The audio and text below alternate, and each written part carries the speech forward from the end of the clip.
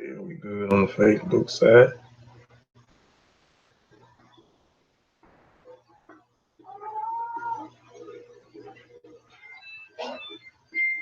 Hold on, y'all.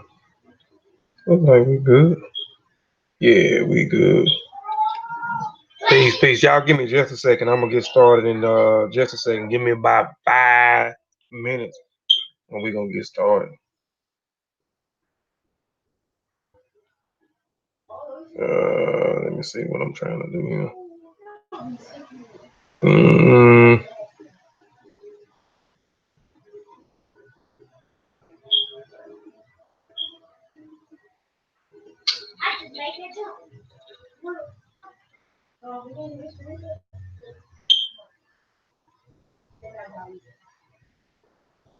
And I'm inboxing Darius right now so he can join the panel.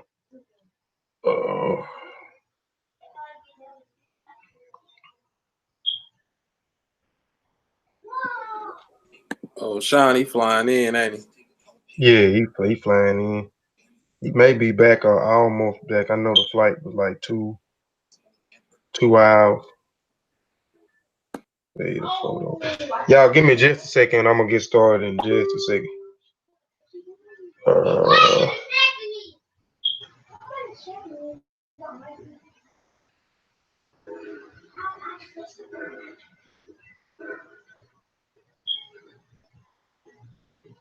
All right, y'all.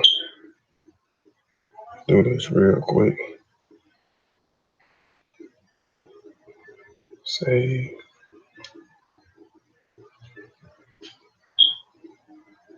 All right.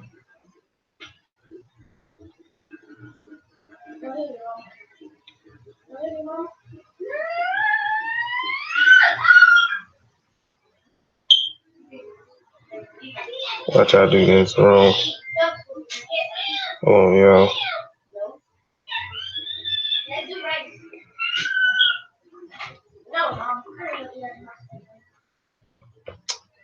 Hold on. I knew I was gonna do something wrong.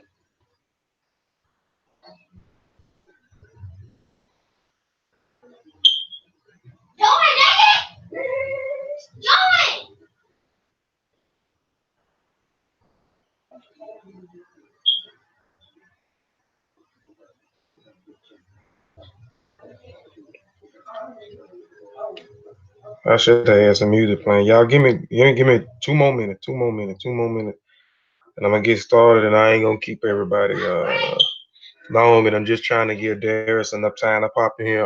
Darius Brown also to pop in here. I thought Dr. Oyama Ott was gonna join the panel too. I inboxed her, but she ain't replied. I should have texted her or called her. All right.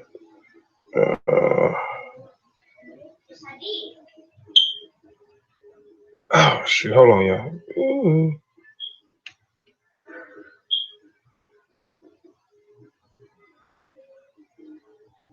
Copy.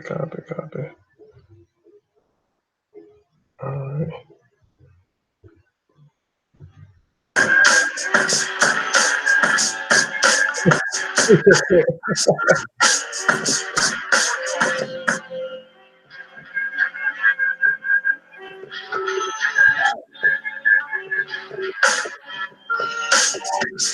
When the motherfucker steps out of his place and get slapped in his motherfucking face just because the motherfucker tried to base. But Geo dick. And while I see this whole plate passes by, motherfucker think they qualify. And for those niggas want to try the Geo dick. Yo, I'm not caught up in politics. I'm no black activist on a so-called scholar's deck. I come through with the wood drop now.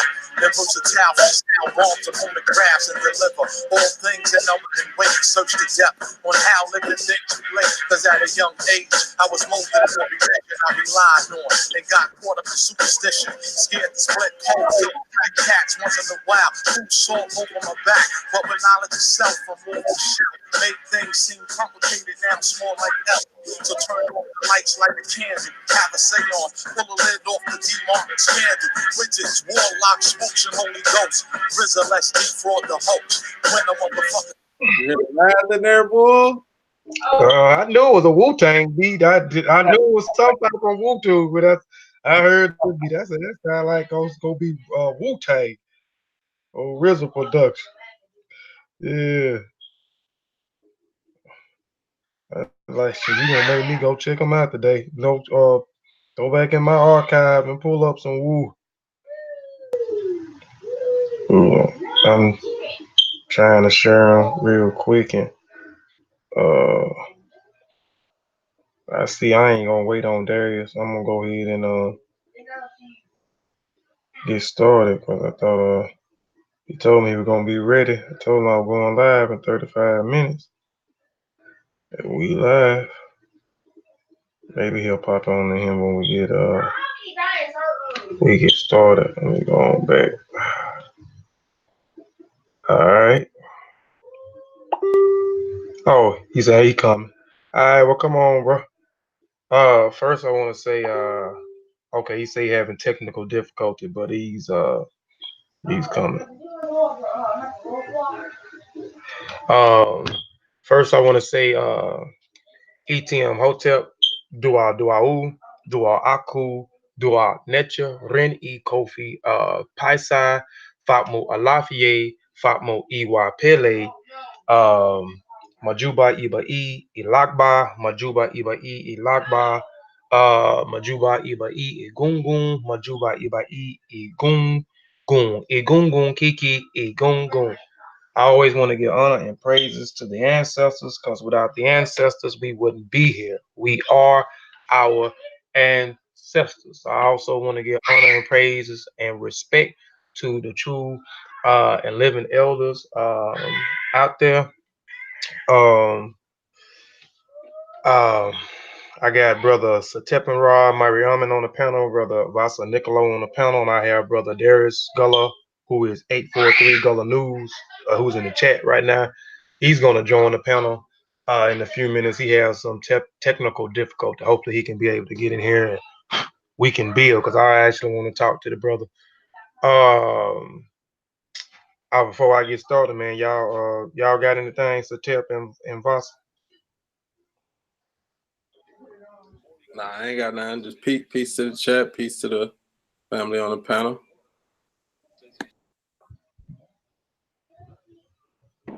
Peace, everybody. I'm gonna be here listening. You gotta forgive me if I chime in and out. I'm driving down to my grandma's house at the moment. Okay. Be safe out there too, Bob. Be safe. Most definitely. Thank you for that. No problem. First, I'm gonna say also peace to the chat, peace to my powerful sister Athea, peace Senate Lisa, peace Dagger Squad Magi, peace Sister Sophie, aka Miss Trismus. You say you buy Kofi, I'm by your way. Oh, you buy my way. Where you at, Sister Kofi? I mean, not Sister Kofi, Sister Sophie. Look, where you at over here? Peace, peace, Mac G, peace, Mac Tip, peace, Black African Power, Black this up, family. What's that? Oh, I forgot my little saying. Peace, 843 Gullah News. That's brother Darius Brown. He's trying to join the panel. Like I say, he having a little technical difficulty, but hopefully he'll be able to get on here. Peace, LB, peace.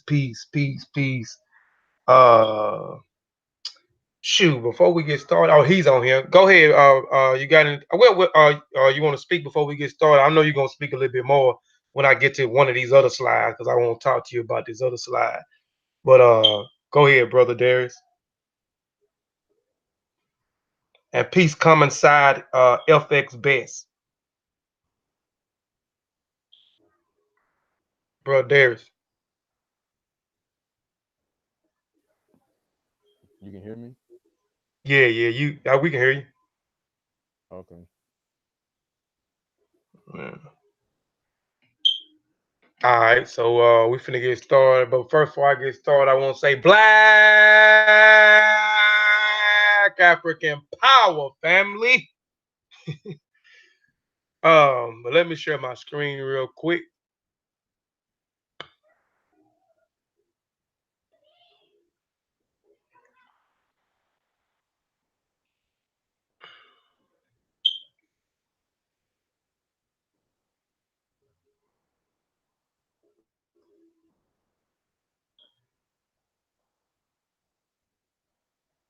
All right, hold on, shoot.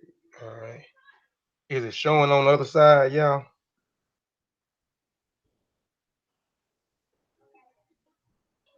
Yeah, you good. Okay, okay. Uh, like I said, I ain't gonna keep y'all too long today. Maybe a good 30, 40 minutes, Bill. I can't just have a discussion. That's just not me just having a discussion. I always have to put PowerPoints together. I like to show things. I don't just like to talk. I just kind of like to show things. So I guess this is why I'm always doing PowerPoint presentations. So this is a PowerPoint presentation on the results of my uh, DNA test, my ancestral DNA test for 23andMe. So this is Kofi Piesie 23andMe DNA result presentation. Um, First I want to say I'm not ashamed to show my results. I'm gonna say that again. I'm not ashamed to show my results. I know some people may be ashamed of showing their results, and I may talk about why some people may be afraid of showing their results. But I mean, it's gonna be self-explanatory in this presentation. So I'm not ashamed of whatever is in that's in my uh DNA. So um let's go ahead and get started, man.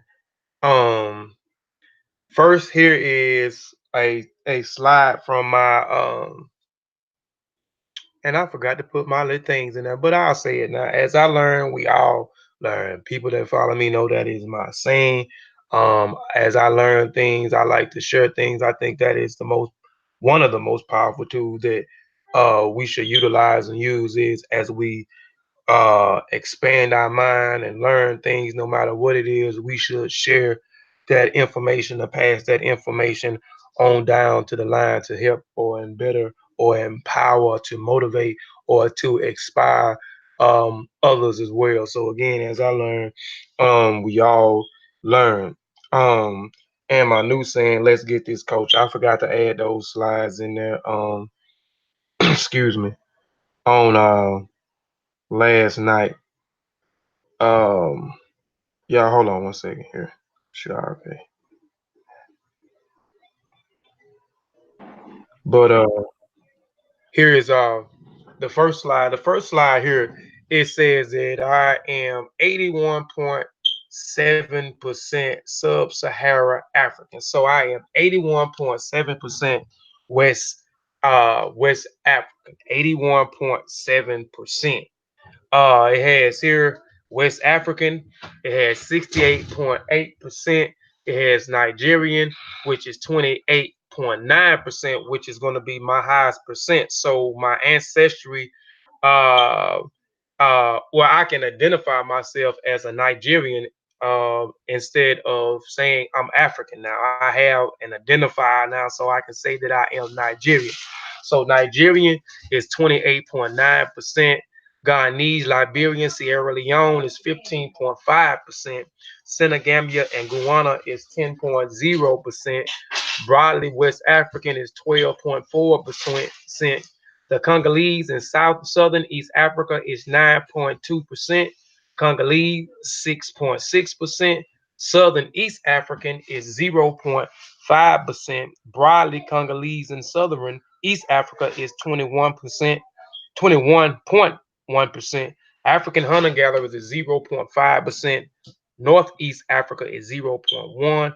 Broadly Northeast Africa is 0.1. Broadly Sub-Saharan is 5.0. So as they sequence my DNA um, a lot of my DNA was hid, and well, not a lot, but 15.5%. So a lot of I share my DNA with certain ancestries in Ghana, Liberia, and Sierra Leone. I kind of knew it was going to be Sierra Leone as well because of the actually a conversation that I had with my cousin, and it's funny that I had, a conversation about the Sierra Leone. A lot of people know this summer I did 5 or 6 presentations dealing with the Gullah people. I also have my Gullah Geechee brother on the platform now, brother Darius Brown, who's also in the chat, goes by 843 Gullah News. Please subscribe to that brother YouTube channel as well. Um, and we'll talk about Sierra Leone a little bit. Well, we can talk about it a little bit now. So these are 81.7 percent sub-Saharan African. Um, so again, like I said, I can identify myself as a Nigerian because the highest percentage of my DNA is in Nigeria, and we'll talk about the migration patterns on both sides of my family in a minute, and we'll get into those haplogroups and those common ancestries and how my family on my father's side and my mother's side ended up in West Africa and the places that they may have come from. Um,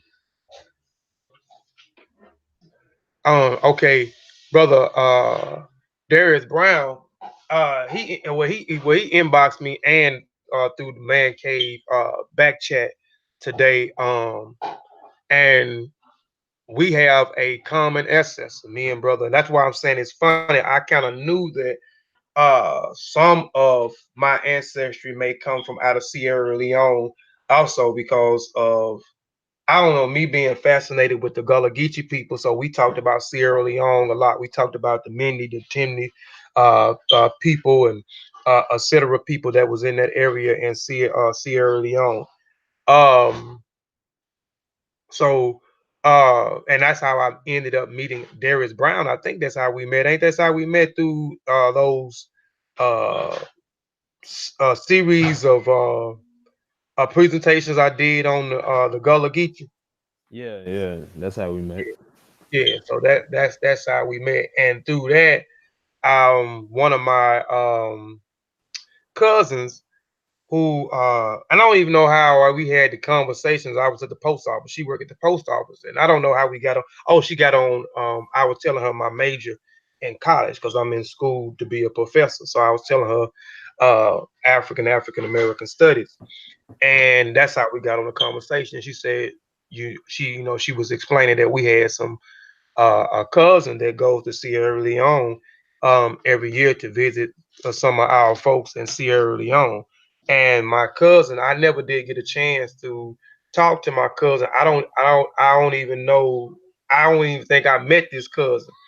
But she was supposed to have been trying to set it up, but you know, I think I reached out maybe once, and I hadn't reached. I could have probably talked to him since then, but I didn't talk to him no more since then. I mean, try to reach out to my cousin to get hold of my other cousin so we can sit. I can sit down and talk to him, and he can share some of the stories of him going to Sierra Leone. And but I'm gonna reach back out now.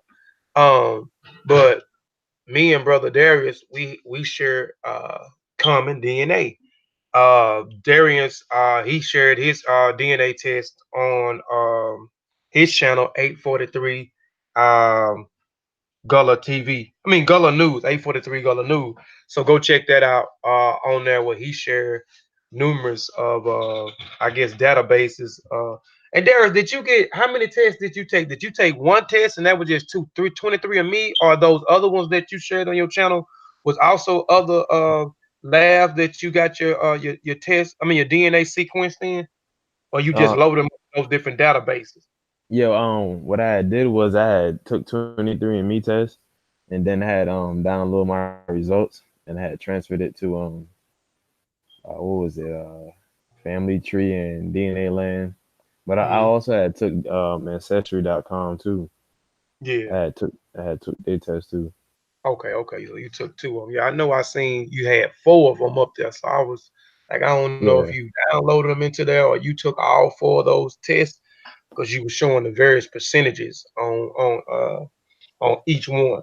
So. yeah, Mhm.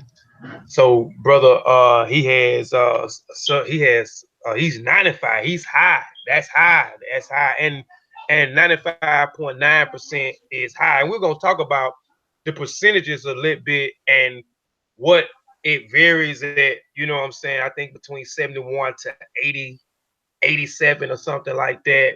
But brother Darius has 95.9% sub-Saharan African, which is in West Africa.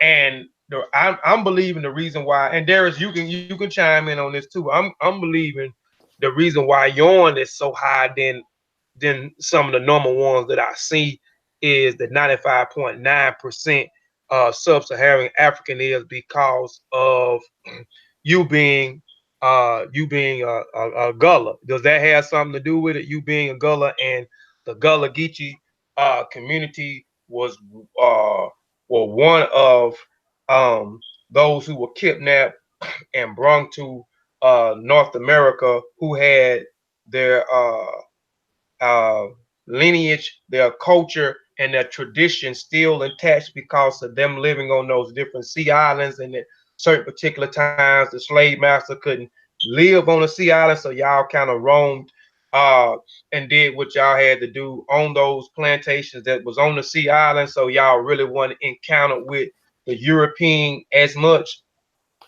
yeah. That got a lot to do with it. Like I had other cousins that took the test. Like I got a uncle, he took 23 and me too, and his was like 97.9%.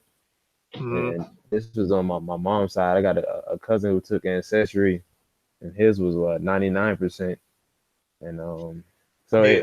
it got a lot to do with like how we were kind of isolated on these islands. Cause like my great grandfather, he could tell me like it was a time where they didn't have a bridge to connect to the mainland. So a lot of times it was just isolated, and and then you got segregation and stuff like that. So my family really been in South Carolina since we really got off the, what I'm saying, off the boats and stuff like that. No. Okay, yeah. That's what that's what I was thinking too. Since it was high percentage, like I seen a lot of them, a lot of them, like I say, it varies from 71, I think, to like 80 something, but that's high, 95. And you say one of your was your cousins. You say your cousin, your uncles was 99. Yeah, I got a uncle. His was basically 98, and then I had a cousin that was like 99. Yeah. And then Mhm. yeah, Yeah, so I'm excited, man. We're gonna talk a little bit afterwards, man, because like we share. You do. You say we. Well, we know. You say we do share a. Here it is. Here we do share common DNA. We do share a common ancestry. And you were saying something about you had and it may be we may have an ancestor in South Carolina. I don't know. That's why I want to talk to get back with my cousin that works at the post office to get back with our other cousin who I may know. I know or I may not know. I may know him, but it may I may have not talked to him in so long, and I may know him from me being a child or whatever. But he may say we do have some people that our ancestors that may went into South Carolina, so we may have uh it may be through South Carolina, but you were saying something that you had two of your ancestors that lived in Texas and Louisiana, and one of them registered or listed themselves as being born in Mississippi. yeah. On so like you got 16 great grandparents. I mean great great grandparents, and two of my great great grandparents they weren't from South Carolina, and they was from Louisiana and Texas. And Yeah. like when I did my family tree and I go back on that side, one of the women's listed that she was from Mississippi. Mm-hmm. Yeah, because that's where I'm from. I'm from Mississippi. Majority, a lot of my family is from Mississippi. So it may be we may be tied that way, but we gonna get to the bottom of it because I want to see. I want to see, So, like I say, it may be from we may have from South Carolina, or it may be we may be linked through from somewhere in Mississippi. And Yeah. so yeah, like I said, we're gonna talk a little bit more after the show because I want to ask you a few things off the air. But yeah, but this is Brother Darius. Darius, please go subscribe to Brother Darius channel, 843 Gullah News. He also is the brother that we interviewed after I did those 5 or 6 different presentations on the Gullah Geeches. I don't ask me the name of them. I don't know the name of them. I know the first one. I started out the comparison of the Gullah, the Gula and the Gala people. The connection with the Gala or the Gula people. So I did that one, and from there it went on from Central Africa to West Africa, and then from West Africa to uh, North America into South Carolina and Georgia, the Georgia regions, and branched off from there. So I don't know all the names of them, So go check those out. I think they on Kofi Piesie TV. So go check it out on my platform, Kofi Piesie TV. And we interviewed Brother Darius and Brother I Am Sosa on uh, Mossi Warrior Clan. I might have did a few on Mossi Warrior Clan. So just I guess I don't know. I do so many presentations. I don't know what channel they on. They may be all on the Mossi. They may be spread it out on the Kofi Piesie TV and the Mossi, but I know we did the interview with Brother Darius and Brother I Am Sosa on Mossi Warrior Clan, so y'all can check that interview out as well. Me and Brother NRS Sean Calfunny interviewed both of those, and they both shared their stories being Gullah or Gullah Geechee. So please go check that out. That interview out, and again, please go subscribe to Brother Darius channel 843 Gullah News. You got something else, Brother Darius? Somebody got their mic. This ain't no brother Darius, man. Well, Brother Peanut Head. Brother Peanut Head, you got something? You see how Oh, disrespectful you are, man. What you back so? down. That's why you 15.8% European. And that's all right. And we finna get into it because, as I stated earlier, With your I with ain't your afraid to with your share my Iberian uncle. ancestry. And huh? Say what? Yeah, Saying, but Sean? the Kofi. tests Go ahead. do vary a little bit because on my ancestry results it's 90% Hold on, who is this on here? Darius? Yeah, you breaking up now, Darius. European. Yeah. Brother Darius, you breaking up. Say something else. You hear me? Yeah, we can hear you now. You were breaking up, sound like a robot. Yeah. Yo, what I was saying was that like some of the test results they vary just a little bit because the database that each company have. But like on my ancestry results, it said I was 98% African and 2% European. Yeah, explain that for the family when we talking about these databases and these different companies that we use. They explain that.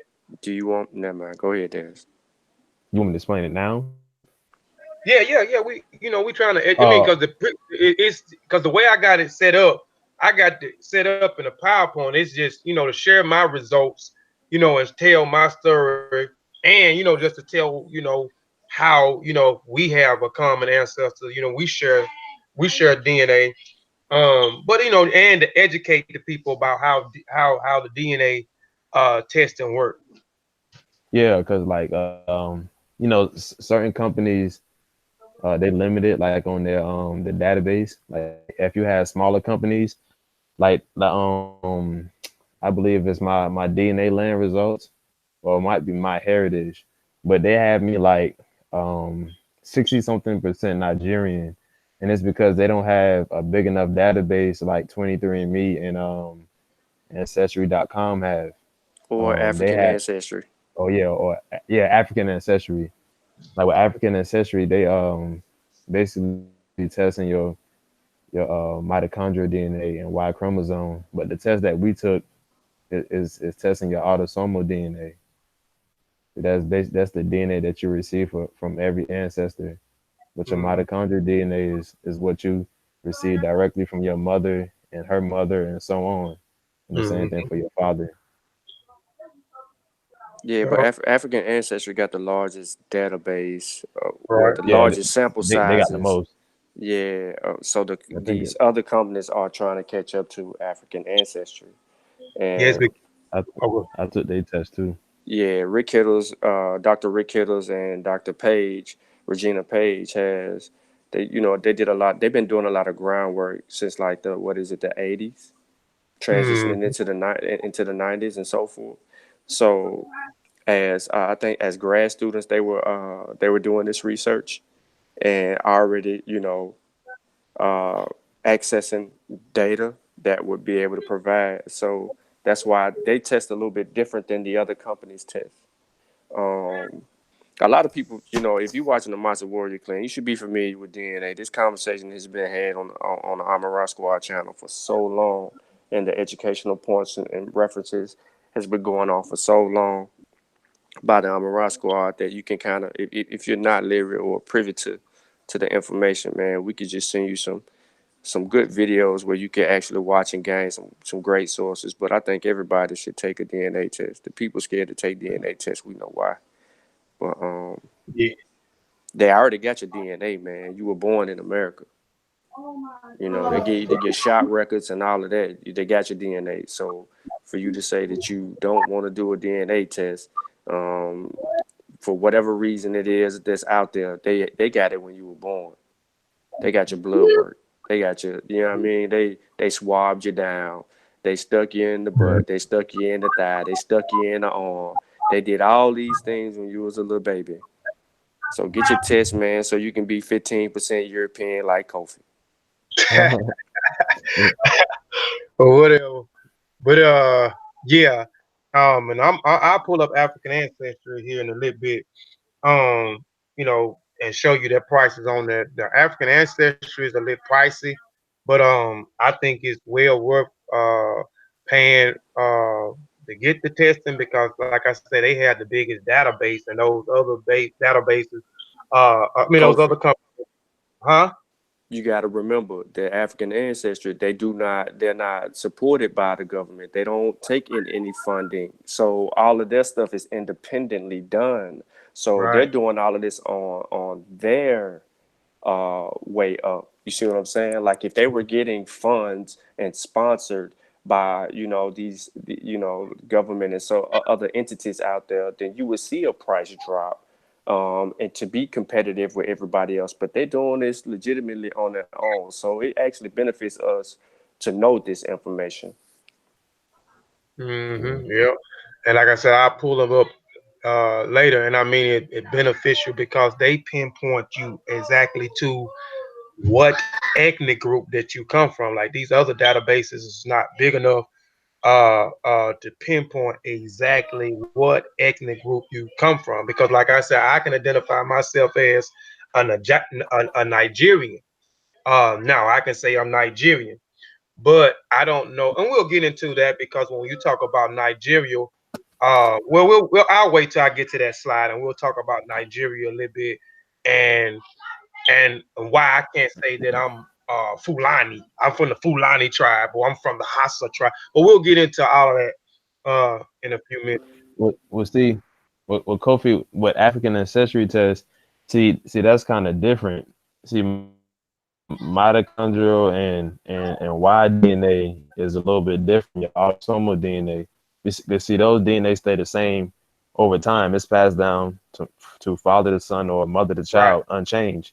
So they pretty much can compare your sequence to the sequences wherever in Africa, and that's how come they can give you a specific ethnic group.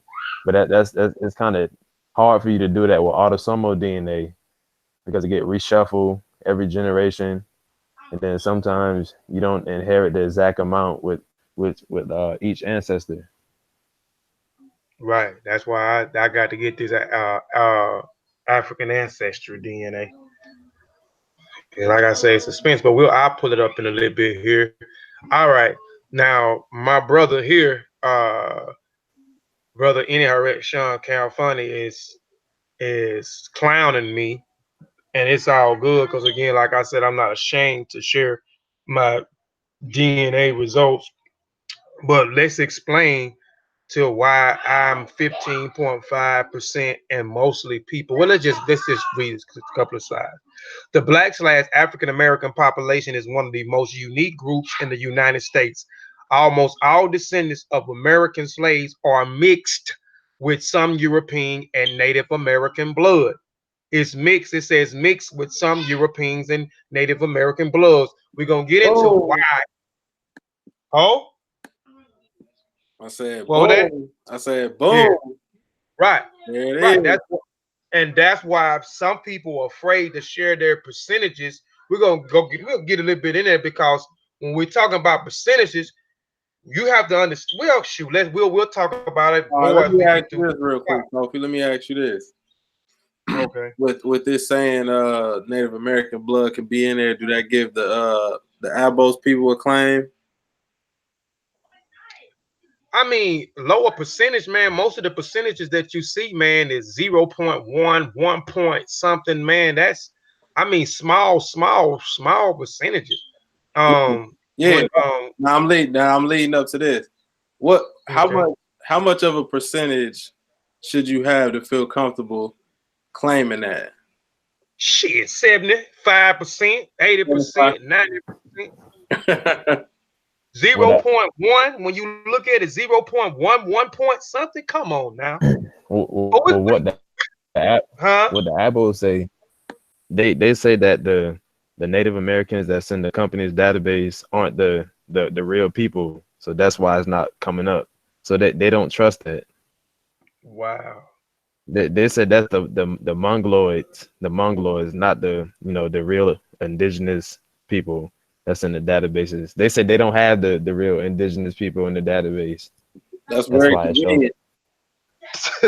That's very convenient. Mm-mm. Yeah. And okay.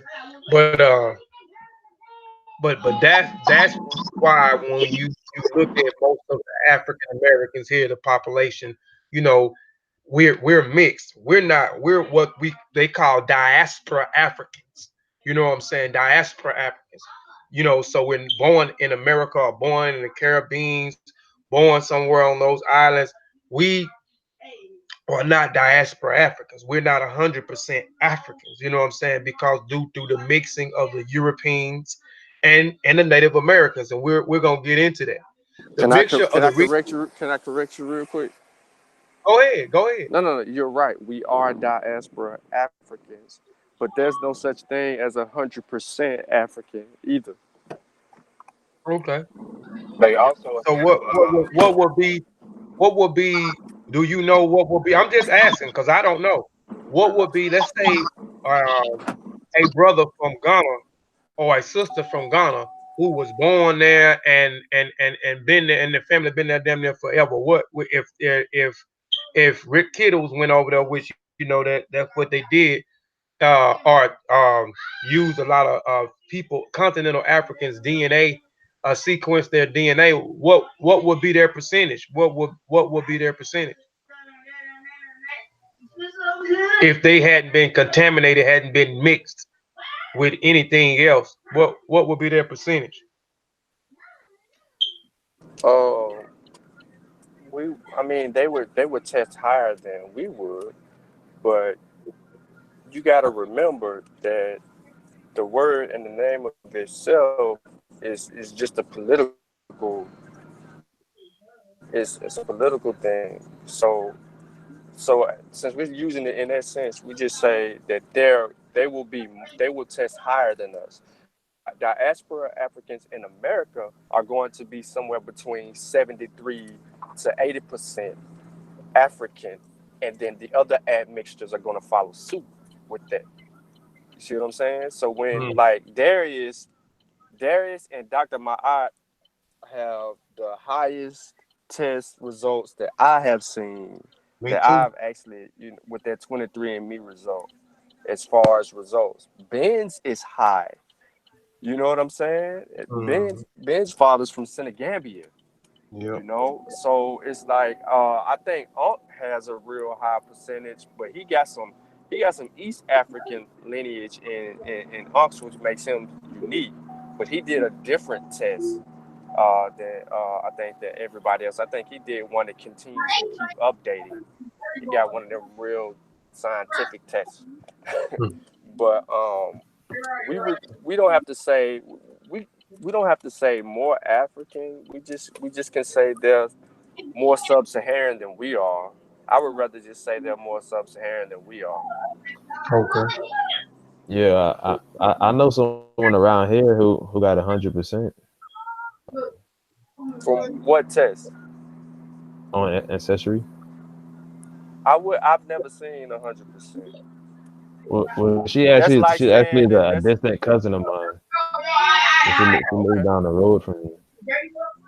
Yeah, I would like to see that. I haven't seen 100%, so I wouldn't say You mean 100%. The reason why 100% You breaking up a little bit, and Sean. would go because okay, the reason that I say, can you hear me? Yeah, we can hear you now. Okay, I was going through a spot. The reason that I say 100%, and I'm, because things change in science and in the database. So the more that people continue to test, we're going to see these changes in these results. I'm saying what I'm saying because of the 11th century, when you start seeing Africans sold off up into to other places, during the Moorish thingy. In the 14th century, when you start seeing the coming of the Portuguese, and you start seeing them intermix, and you start seeing the what people hate the word the mulatto, and the mulatto mixes with the Africans that are on the continent. So that's why I say what I say, because it's very rare or for us to even see that. Like, but that's the first time. So hey, he said 100%. Yeah, I match Africans on there like from Liberia and Sierra Leone and Ghana. That's 100% African and Senegal. There you have it. Hold on, brother, what's her name? I was finna type it in here. I'm just brother. If it's a brother, I don't know if it's a brother, maybe a sister. Uh, hey son, call your mom, son. Your mama calling me. Call your mom. But Brendan Sims, I'll pull that up. I'll pull up my He said he just curious about my Neanderthal variants. I'll pull it up. You know Uh, that was coming. I mean, I ain't got no problem with it. I'll pull it up. But let's get back into it. The mixture of regions is reflected here due to the force of slavery from Africans to the Americans during the slave trade area. 73% of sub-Saharan Africans, 4% Southern Africa. There is also a European contribution to the population comprising the 10% Northern European, 6% Mediterranean, 4% Southwest Asian components, a total of 20%, as well as 2% Native American components due to the mixing that occurred with Native American tribes after the Africans arrived here in America. So I just, with these two slides, and I think I have another slide, but I just wanted to know because share is, hold on, let's say a whopping 35% of all African American men descend from white males ancestors who fathered a mulatto child sometime in slavery area, most probably from rape or coerced sexuality. So there you have it. I'm not ashamed to show that percentage, of me having 15.5% of European in me because of the us being through the admixture of forced slavery. Through slavery by our ancestors being raped or being coerced to rape others.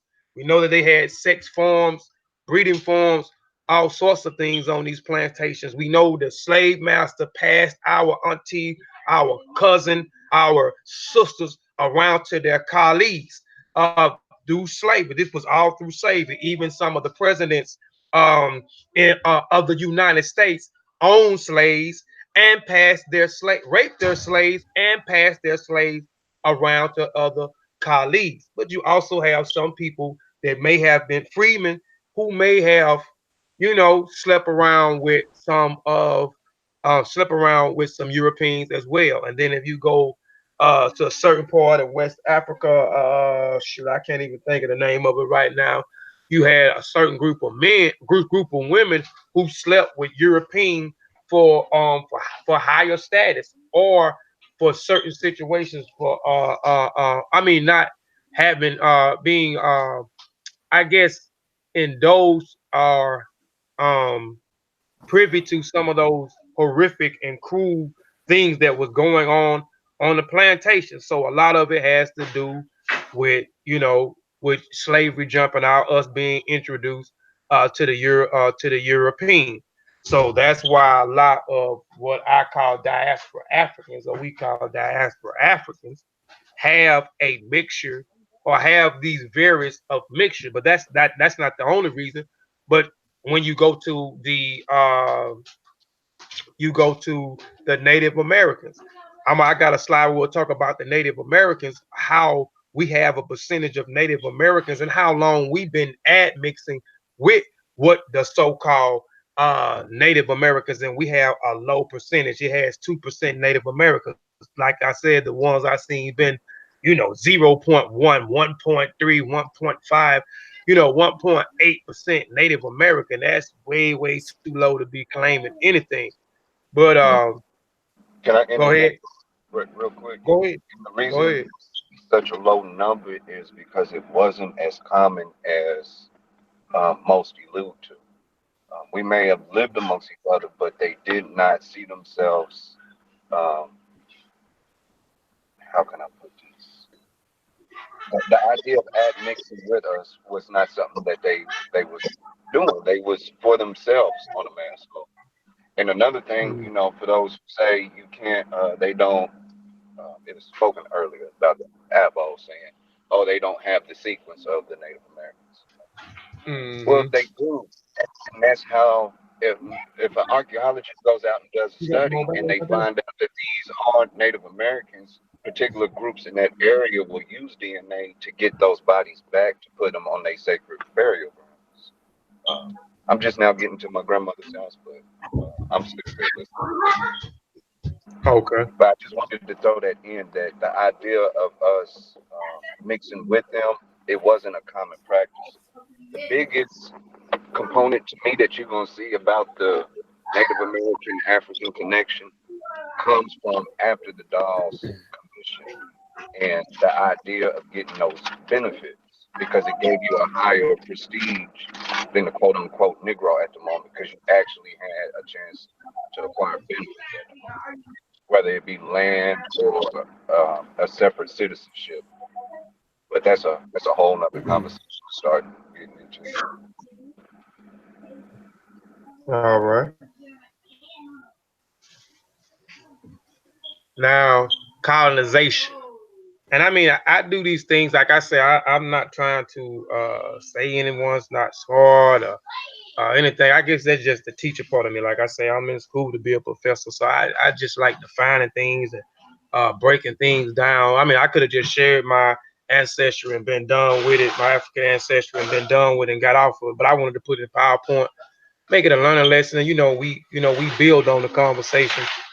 But colonization is just another branch of, I mean, just another thing where I'm talking about how also not only through slavery we admix with the European, but also through colonization as well. We know that they went back later on after they raped and pillaged in Central Africa and kidnapped Africans in Central Africa and in West Africa. They later on they went into South Africa and colonized it, North Africa colonized it.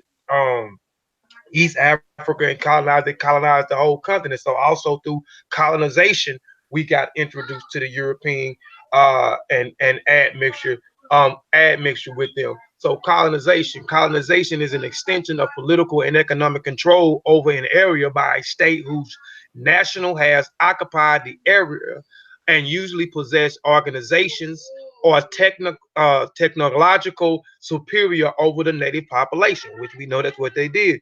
It may consist simply in migrating of a nationals to this territory, or it may be the formal assumption of control over territories by military or civil representatives of the dominant power. This is by the Columbia Encyclopedia. This is the sixth edition, copyrighted by the Columbia University Press. Colonization, the action or process of settling among and establishing control over the indigenous people of an area. This is the Oxford Dictionary. Colonization. So I just wanted to throw that out there too. It wasn't not only through slavery, but slavery that we admixture, but also through colonization when the European went in Africa uh, and colonized the whole area. All right. Now, with that being said, me doing all that, now let's go to the European, 15.8%. It says Northwest Europe, 12.6%. British and Irish, 4.6%. We know the Irish was heavy in the slave trade. French and Germany, we know they was heavy in the slave trade, 1.8%, and also heavy in West Africa. They was all dominant. They was a dominant forces in Africa, colonizing Africa, and they was dominant in West Africa. We know the British, well, we know the French, we know the Germany was Scandinavian. Of course, I kind of knew, I had a little mixture, 0.1% of Scandinavian. My last name Nelson, which I did a long time ago with the family crest name of Nelson. It is a Scandinavian name. Some of my ancestors Hey, owned Kofi, by Scandinavia. Go ahead. I want to ask you something because I know part of what you were saying earlier had something to do with, trying to put the pieces to your family history together and the Right. reason for doing this particular test. Now, I know that you're pleased with your results, and I know that you're trying to do more in-depth studies on putting all the pieces to the puzzle together. But do you have plans on getting uh, if your grandmother's still around or your mother? Do you have plans on getting someone like a sister or somebody like that tested so you can do more study into trying to put your lineage together? Yeah, actually, today, if not today, earlier tomorrow, I'm gonna go talk to my grandmother because I'm gonna share my results with my grandmother. I was gonna share them today with my dad, well, yesterday with my dad, but our timing just went right. And when I got free to come have the conversation with him and talk to him about some certain things, he went there. But I'm gonna share it with my grandmother today.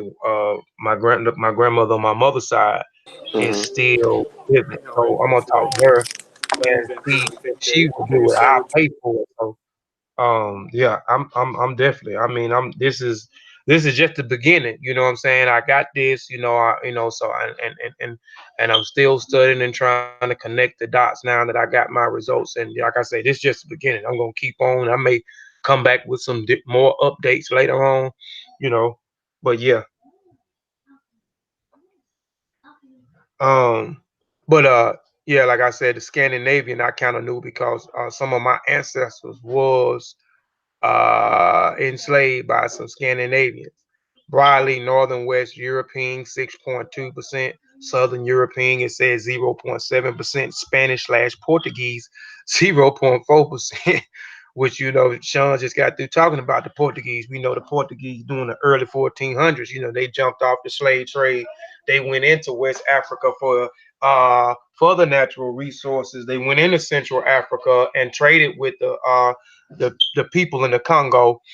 We know their message was to go in and trade. Their message was to go in to get the natural resources from Africa and also spread Christianity. That was one of their main goals, was to bring missionaries in and to spread Christianity, um, and to trade. So 0.4%, broadly Southern European 0.3%, broadly European 2.4%. Then it has here East Asian and Native American 1.8%. I don't know particularly, doing the line, where my ancestors came in contact with the Chinese and the Southeast Asians. I know the D marker. We're gonna get into the D marker. I think I put the D mark on here. I know I put the DE marker, but the D marker is kind of like I think is deals with the Asian marker a little bit, but I think I got a slide with that. I might have didn't put it in here, but then it has way anyway. It has Chinese, Southeast Asian 1.1%, Filipino and Australian 0.6%, Indonesia, Thai, Camera, and Myanmar 0.2%, broadly Chinese and Southeast Asian 0.2%, North Asia and Native American 0.7. So I am 0.7 Native American. Zero, like I said, you're gonna always see those low numbers like that, and it's it says gives up to the percentage of 2% of Native American 0.7%. Trace ancestry is 0.2 percent. So before I show this slide, this is why I wanted to show those other slides of the admixture with the European and with the Native American. Most blacks or African Americans are mixed with some Europeans due to the slave trade, whether it was rape or coerced sex. We know that they was passing our aunties, our grandmothers, our sisters, our cousins along to their colleagues. We also know that we admixed with them through colonization after they left Central Africa and West Africa. They went into other places in Africa, South, East, North, and etc. And colonized those areas, took those areas over. Uh, and the Native Americans, we'll get into. Well, shit, I already here's a fun fact for the Native American. I mean, for how we admixed with the Native Americans and how long it was.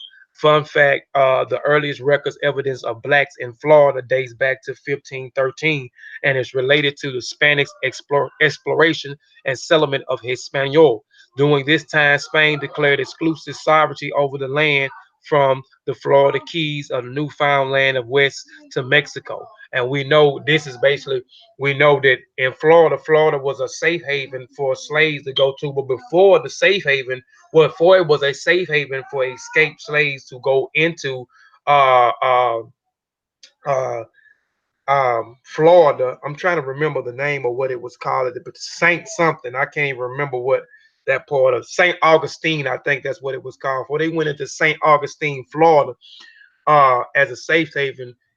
This was, I think, around the 1700, the late 1700s, somewhere around in that area, late 1700, late 1700, early 1800s, if I'm not mistaken. Um, but before that, you had an explorer who went into that area. Spain took Florida over at this particular time in 1513. And declared sovereignty over that area at that particular time. The Spanish settlement San Miguel de Galdap, near the present day Sapelo Sound, Georgia, was ostensibly the first colony with a number of African slaves. He brought African slaves with him um, to Florida. Another fun fact: approximately 100 Africans lived at Fort Moss. We know Fort Moss was also uh, in Florida. It was we'll get into that. Forming more than 20 households. Together, they created a frontier community which drew on a range of Africans' background blended with Spanish, Native American, and English culture traditions. A maroon Fort Moss, a maroon community. So Fort Moss was a maroon community in Florida. We know maroon, they say maroon means runaway. So those who ran off the plantations. Community was legally sanctioned by the Spanish government, making it the first free African settlement to legally exist in the United States. So Spanish made Fort Moss in Florida the first free settlement in Africa, and we know as this settler, uh, San Miguel, who went into Spain, and Spain eventually took and claimed sovereignty over Florida. We know he brought slaves. He brought slaves there, and prior to them coming, we know that the so-called Indian or the Native Americans occupied this place, and there were so many different tribes that occupied this space. And in this particular time too, those that was brought there rebelled and also aligned themselves and ran to a certain particular Native American tribe that it is escaping my mind at time, that they had a war, that these they had a particular war with these individuals. I'm not getting to the Stone Rebellion. This is way before. Now, and why me saying those things is that we was there before they became a safe haven. This was in the 1500s. So blacks or Africans who was kidnapped and um brung to the islands, and then from the islands into North America, had been here since 1513 and commingled with these Native Americans since 1513. Now, when we get up to the late 1700s, or we get up to the late 1700s, early 1800s, we know that Spain and British fought for the territory of Florida. And we know that Spain made Florida a safe haven place is because they wanted these escaped slaves to fight with them against the British, so they can keep Florida, so they can keep Florida. So if you go back and look, I talked about this a lot in one of the presentations that I did with the Gullah Geechee presentations, a whole 5 or 6 series leading up to the interview with two Gullah Geechee brothers. Um, but so we've been intermingling with these people, what, 2, 3, 4 hundred 100 years. I even go in a little bit depth about how they recognize you being a Native American if you marry on the if a man marries a Native American woman, if a woman marries a Native American man. So check that presentation. I don't know what the name of it, again. Like I said, it was six presentations I did, but I walk you through the whole history from Central Africa to Africa, uh, into North America. Uh, I mean, into South Carolina, Georgia, those different areas. The Gullah Geechee people, Gullah Geechee people going back to Africa, um, the Black Seminoles, them going into Mexico, Texas, uh, Oklahoma, all that's in that all that series. So go check that series on the Gullah Geechee. And it's crazy that I did all those things because I was fascinated, and then I have a percentage of my DNA comes from Sierra Leone, and my cousin said that we have some relatives in Sierra Leone.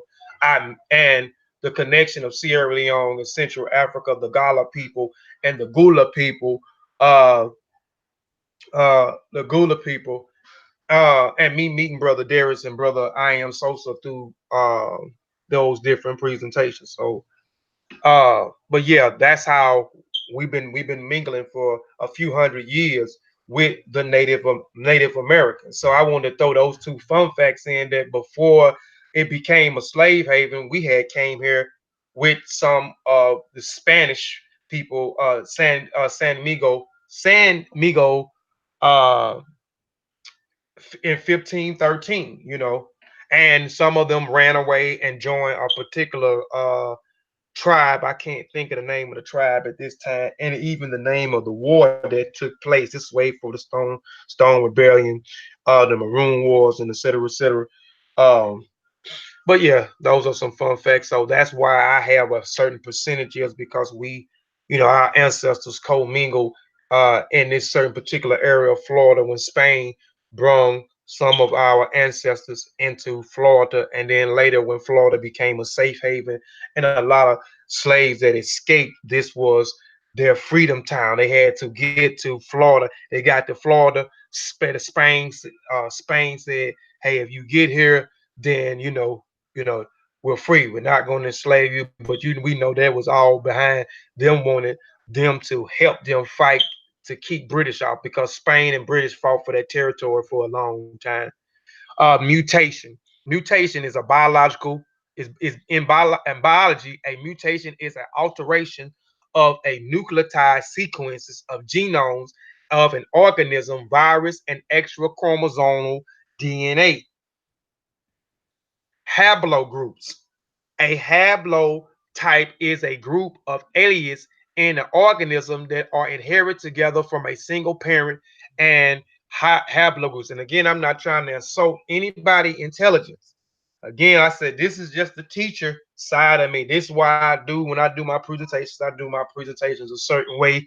I try to make them a learning lesson. Try to drop things in there. Sometimes they be big because I'm always thinking about, okay, I can say this and summarize it and pinpoint it, but I wanted to be educational where people get things out of my presentation. So this is why I do my presentations or format my presentations a certain type of way.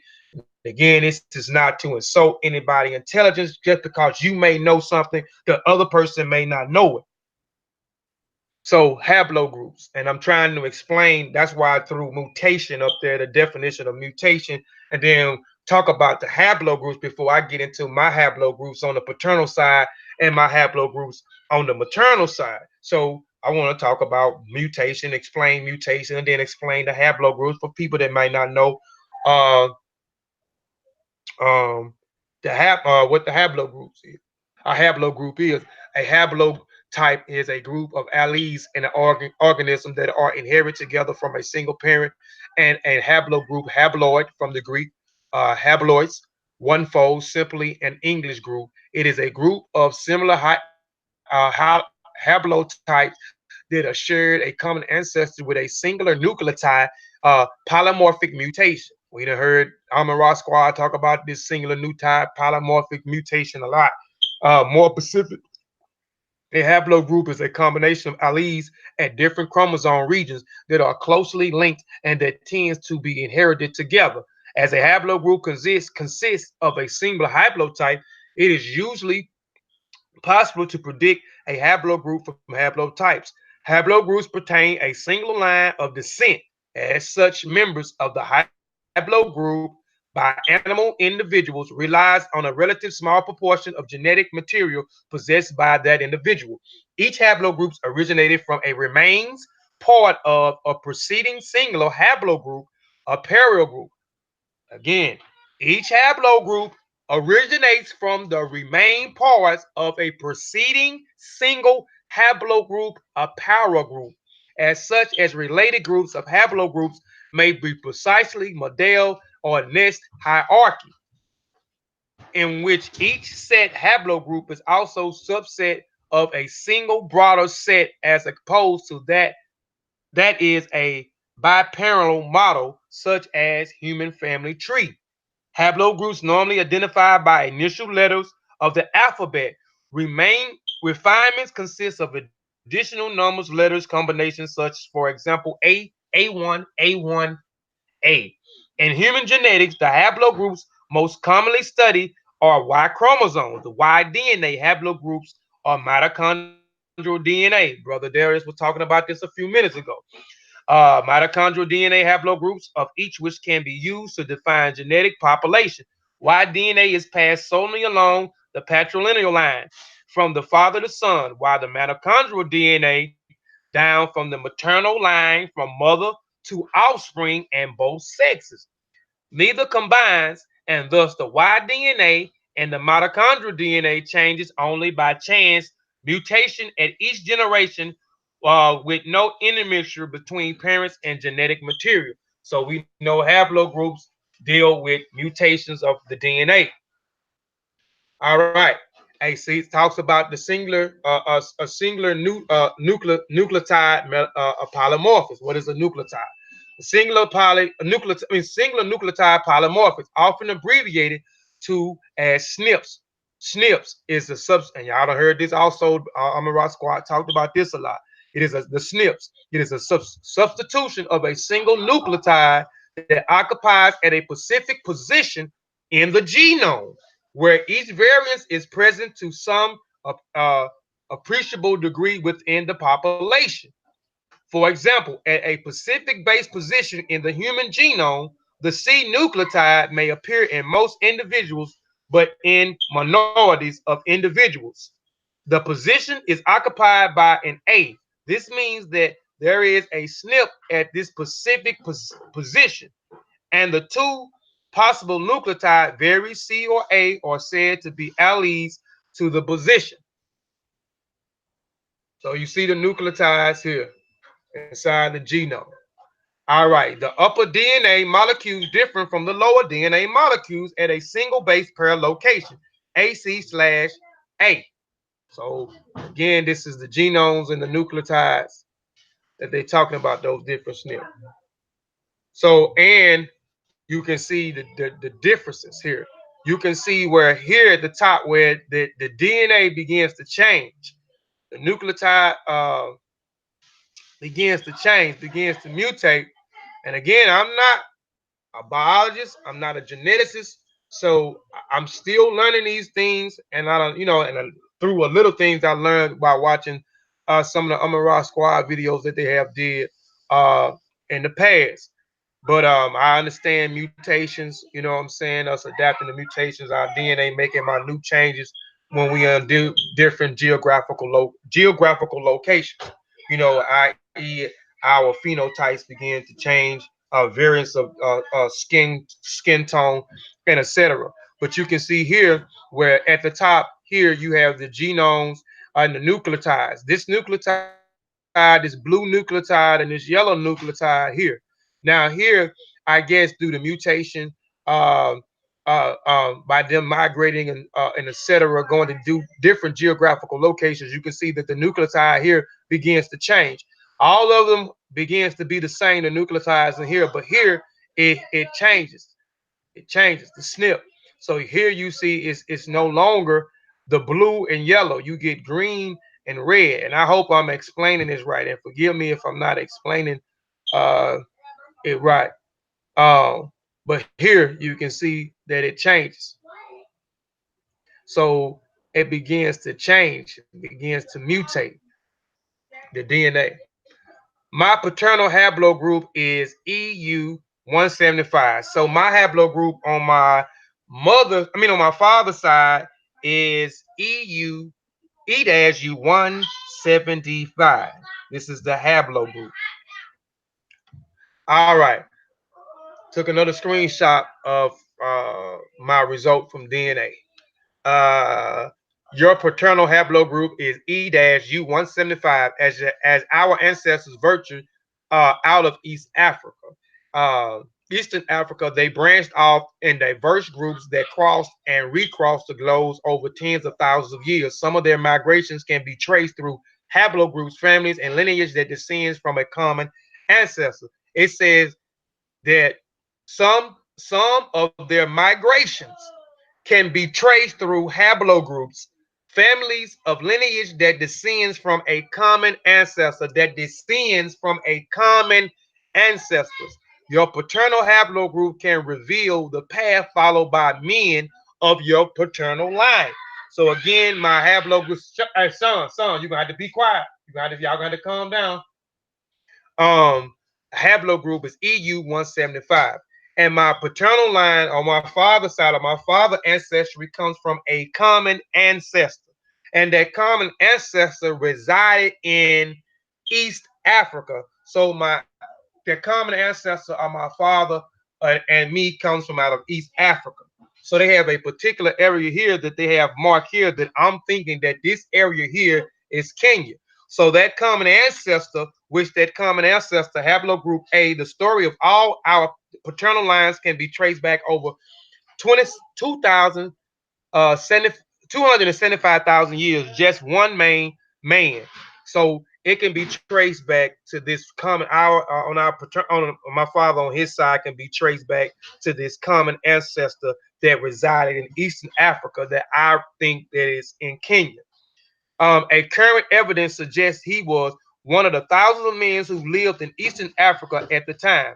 However, while his male line descends passed down their Y chromosome generation after generation, the lineage from the other men died out. Died out. Hold on. What is it? Shoot. Y chromosome after generation, the lineage from the other men died out. Over time, his lineage alone gave rise to all over haplogroup that exists today.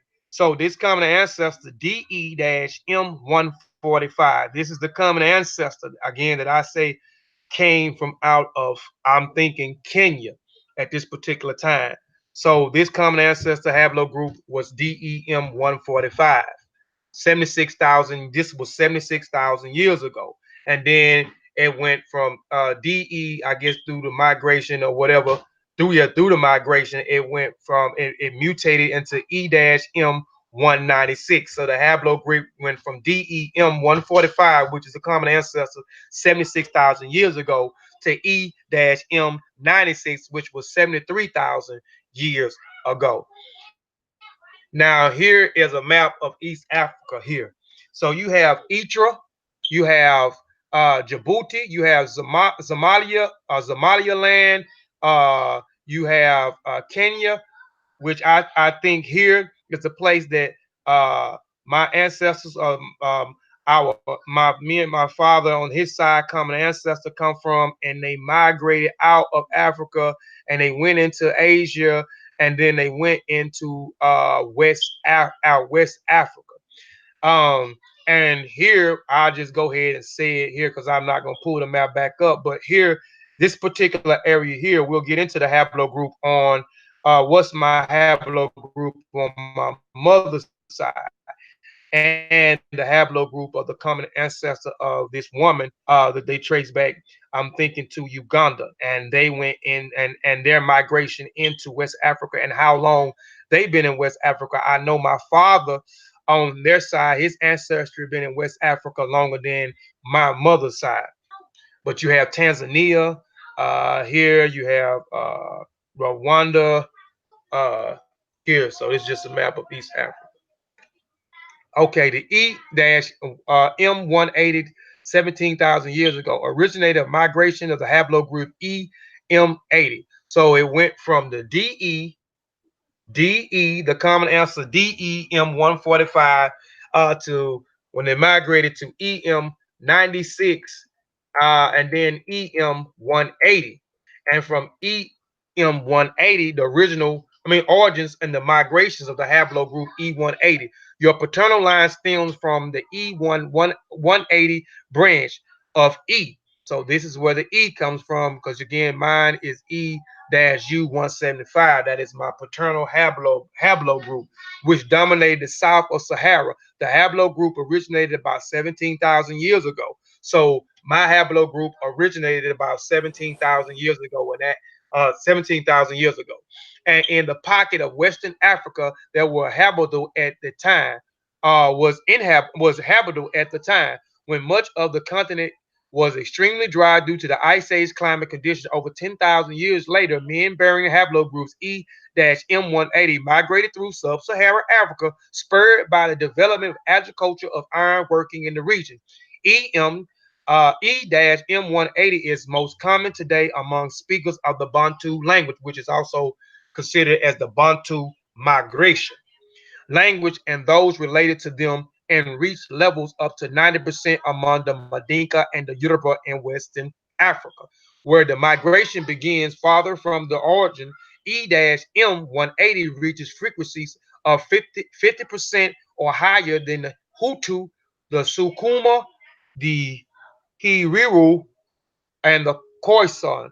The lineage is also the most common haplogroup among African American male individuals. About 60% of African American men falls into the haplogroup primarily due to the Atlantic slave trade, which drew individuals from Western Africa and Mozambique, where E-M180 accounts for the majority of the men.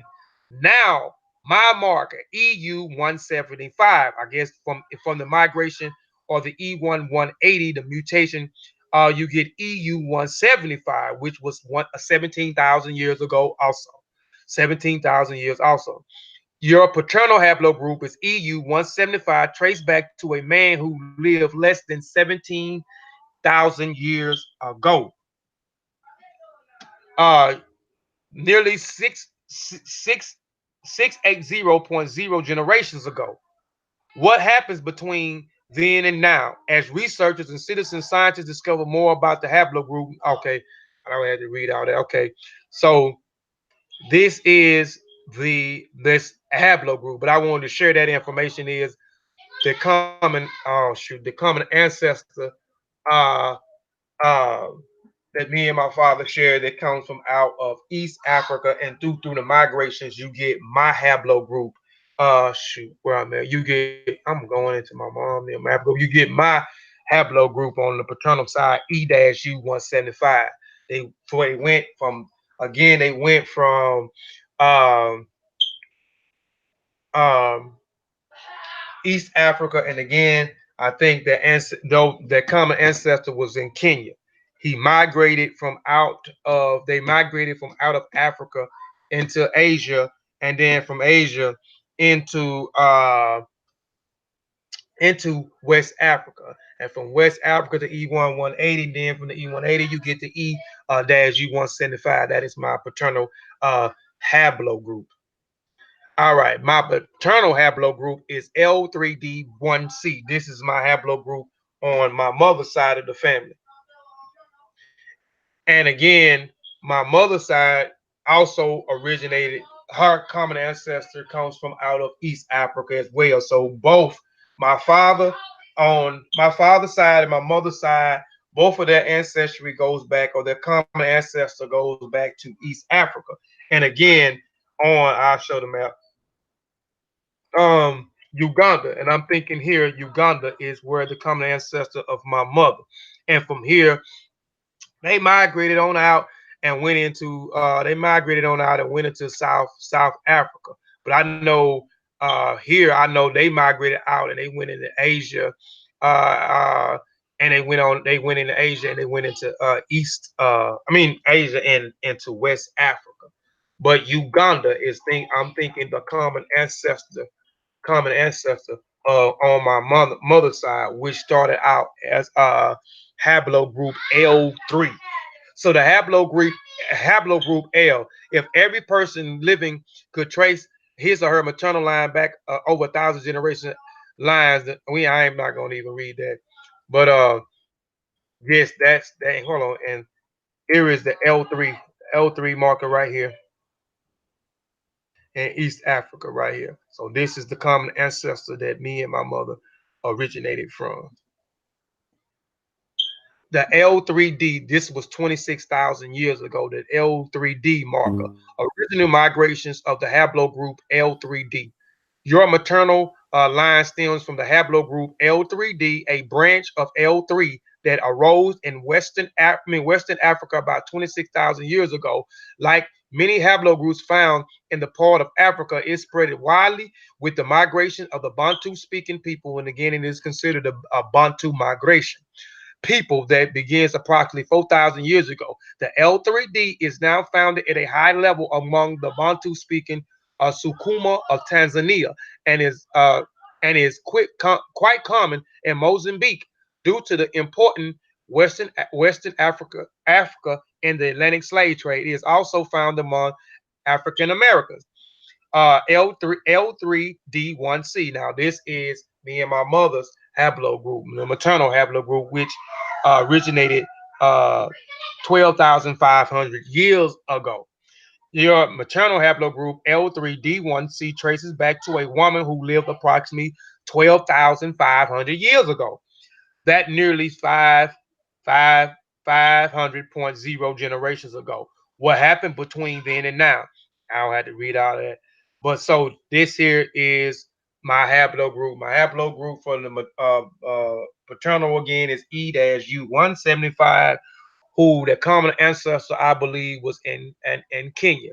So we started with the D3 marker, and DE marker went to a DE to a E marker through the different migration patterns. And then my haplogroup on my mother's side is L3D 1C, who I believe the common ancestor was in East Africa, which it was East Africa, but I believe Uganda, who migrated into West Africa. And I know my father's side, they've been in West Africa longer than my mother on my mother's side. So both common ancestors originated from out of East Africa. Members of the L3 were swept along in the Bantu migration. Again, that's what I'm talking about, the Bantu, those people that migrated out those areas. Again, it is considered the Bantu era. I really live it about 5,000 years ago. People of sub-Saharan Africa still relied on hunting, gathering, foregoing as a man means of collecting food, but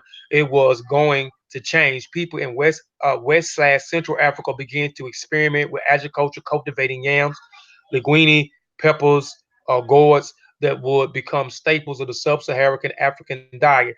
These people spoke language belonging to the Bantu language family, and about 4,000 years ago, they began to move. First, they headed east across the central rainforest. Eventually, the descendants of those migrated arrived and further reached to southern Africa. Later, other Bantu speakers who have remained in West Africa also began to travel down western coast. As they traveled over a period of centuries, they both displayed and observed many other hunter-gatherer groups that were already living through Africa. Their agriculture and technological knowledge also diffused to other local groups.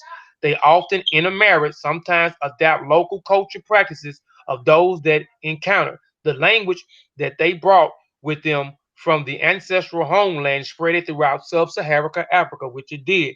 And today, the majority of the sub-Saharan African languages are Bantu.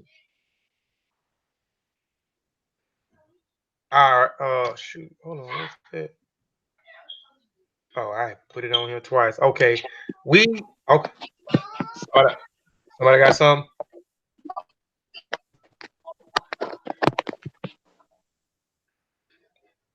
All right, we diaspora Africans use the term Africans to address ourselves because we have no clue of where we come from due to the Atlantic slave trade slash kidnapping trade. Now we have the technology uh, to trace our lineage to excuse me for the leaving out the words. I'm bad if it ain't a typo. I'm leaving out a word, and that's Hey, due to me always. Kofi. Huh? What's So up? when we were eating the juniors, the this East Nigerian lady told us that you got it in parentheses. When you say it how it is in the parentheses, but when you spell it how you got it on the left side when you're dealing with the Igbo. She said say Hmm. Igbo. We don't Yeah. say Igbo, we say Igbo. Hmm. Um, but it's now that we have technology and trace our lineages, uh, it's supposed to be lineages in our back to a place of our origin. Ooh, I'm gonna just stop doing stuff at late at night. I'd be doing these things 3, 4 o'clock in the morning. But Nigeria is my highest percentage, so I am Nigerian. I don't have to use African. It's supposed to be African anymore. Now I have just placed what ethnic. Now I have to place. Ooh, I should have went back and read this. Now I just have to place what ethnic group I come from on the continent called Africa. Nigerian population is the largest in Africa and one of the most diverse, with over 250 ethnic groups, the most populous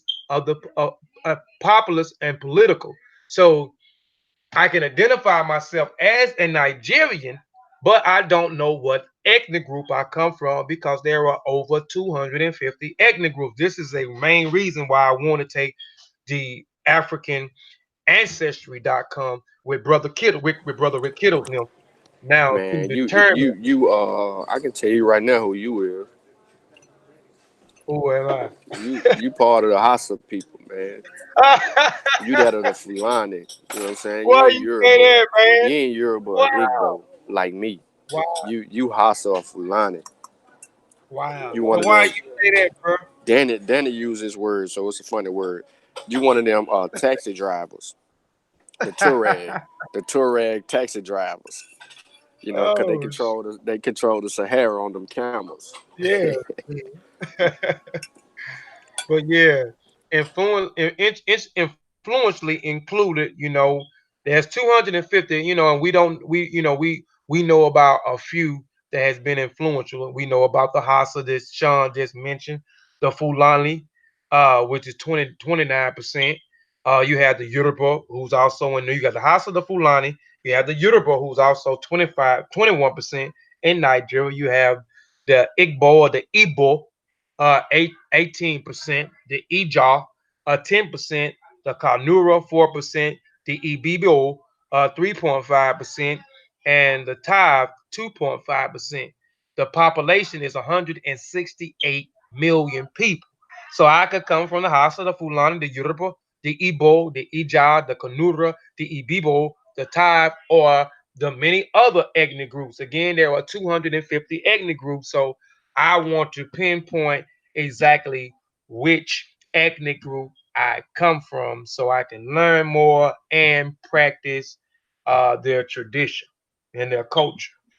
Um, that's why I say I'm gonna take the African, uh, African, African ancestry DNA with Rick Kittle, so I can pinpoint what it's suspensive, and I'll pull it up in a minute. That's crazy. I'm using sources to share my DNA results, but I had to put some slides together to kind of break some things down and give people a better understanding, especially when we get to the percentage of the Europeans and why most of us has an admixture of European, Native American, and other different ethnic. But here, 23andme.com, Oxford Dictionary, photos of the Library of Nigeria, Oxford Dictionary, the Columbus Encyclopedia, the sixth edition. Hey, but like when you take African ancestry, that's just one lineage. So you could be whatever Timne or Mende on one side, and Right. all the other stuff. You could be something else. You could have Tikar, or Yeah, when you're dealing with this Sierra Leone, the Timney people, and yep. hmm Yep. So I'm trying to find out, on both sides, where those ethnic groups sit on my mom's side and on my father's side, and I'll pull it up real quick too to show the people, to show the family the prices. Like I say, it's a little bit more pricey than 23 and Me and ancestry. presentation. 23 and Me and Ancestry. It's a little bit pricey. I'll pull it up so the people can see that may be interested, that may have did 23 and Me and Ancestry.com and now wants to do African Ancestry.com to pinpoint those ethnic groups out. Now that you know exactly where you come from and what part of Africa, you share your DNA with. Because again, my high percentage is Nigeria, but I also had Sierra Leone in there. I had Senegal in there. I had Senegambia in my DNA as well.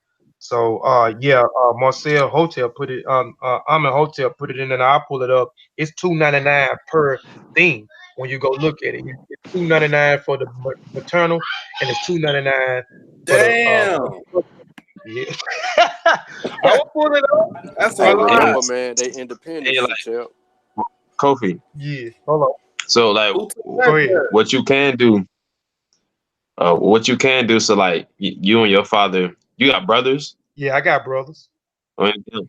So like you, your brother, your dad, if he got 11 brothers, all of y'all share the same Y chromosome.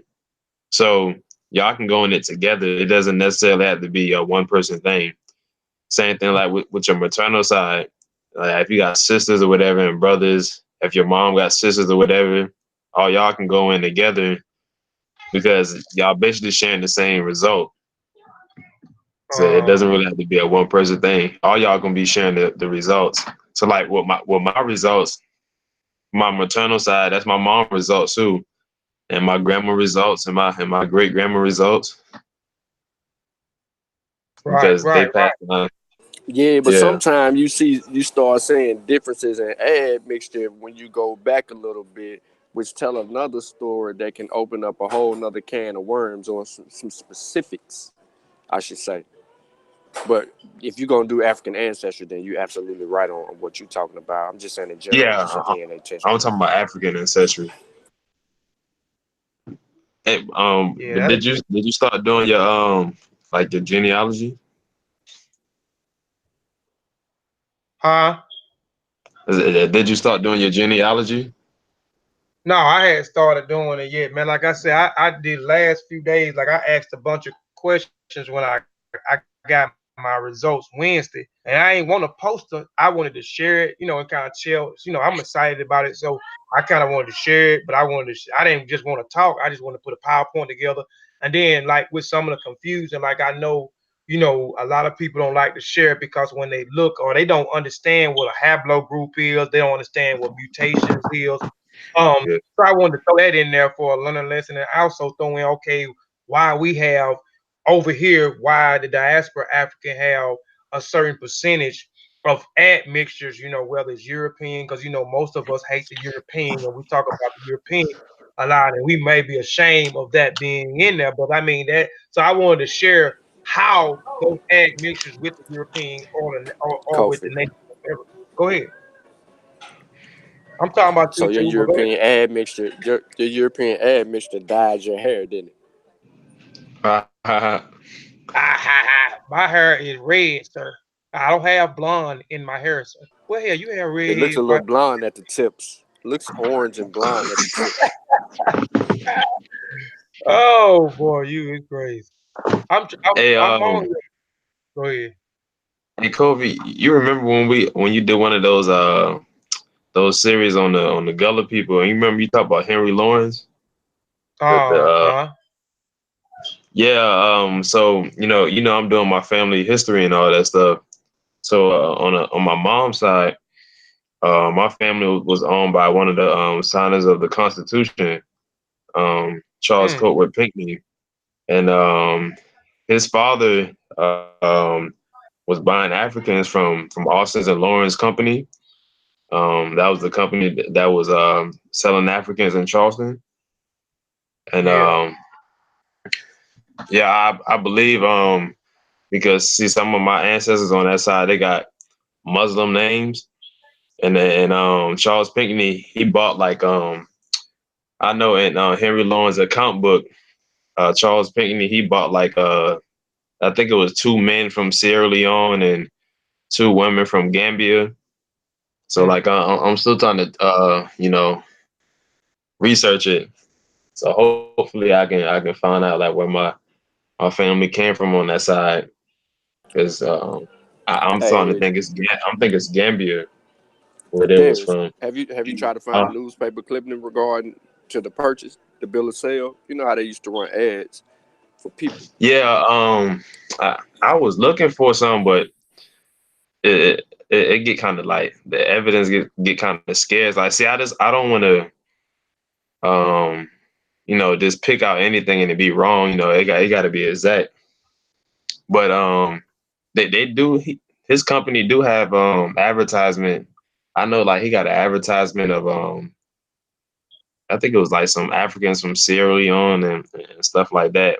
But like I'm going to the I've been to the College of Charleston. I've been to University of South Carolina, and I've been reading like his papers and stuff like that. So I'm just trying to see if he had any bill of sales for my ancestors. But Yeah, the you fathers find I that, got, man. You got to go ahead and do the presentation, man. You've been sitting on this thing for like 2 years doing all of this stuff. yeah, on that side, the fathers I got back probably like 1760, and they was like he was moving my ancestors back and forth from Charleston to this island that's around here where my family live at now. And then after when the Union Army came here, um they got freed in 1861. And then one of my uncles, he fought in the Civil War, and then his pension file, that's when he talked about like who he was enslaved by he was saying like his old masters live in Charleston and stuff like that. Yeah. Yeah, but I'm saying this is not, it's this just the beginning for me also, man. I'm just gonna keep connecting the dots, keep looking at the updates, keep trying to connect my uh DNA to other DNA relatives. I connected the last. I guess that's how you found me last night. It hit you last night. It linked to the 23andMe database linked to you last night. Cause I didn't go back on it until a while ago to see is that what happened. Cause I know I was in about 2 o'clock this morning and I seen the DNA relative, so I had signed in to that, trying to try to see if I can, somebody near to me or somebody that I share some common ancestry with that I may, can link up with and talk to. Uh it came through last night. No, I just for some reason I went on there today, and it like when you go to their relatives, you can click on new relatives, and yours Yeah. was the first person to pop up. I was like, hold on, this look like Kofi, and I Oh clicked on man, it. I y'all was like, cousins. oh snap, this isn't. Yeah, he popped up on my DNA match on DNA relatives, Yeah, and then that's when I inboxed him earlier. yeah, man, but there might be Ken, might be a Man, I bulla. wouldn't even claim him, Daz. So Kofi done worked his way into being Gullah, man. Right. You see what I'm Kofi done saying? worked his way in. Hmm. He did that real slick. Yeah. I think he Yeah. looked for Darius and then he banged Darius. You know what I'm saying? No, hell no. They On ain't some want slick to stuff. do. Keeping the Nah, Kofi they said, I'm gonna be Gullah one way or the other. That's crazy. yeah, yeah. But here, up here, I got the website up here, man, for y'all to see the prices you got here. You got the Matriclan test kit for men and women, $2.99. The Matriclan test for men only, 2.99. The family celebration package, $680. African ancestry keepsaker book box is $359. Oh, Darius, did you ever get the and you too, Sean? Did y'all ever do the little thing with to get the book, like the book where it got all your and results in the book? Nah. You talking about on ancestry? I mean on African ancestry or 23 and 23andMe? uh-uh Oh no, I downloaded 23 it and though, me. The but I never 23 and ordered me. it.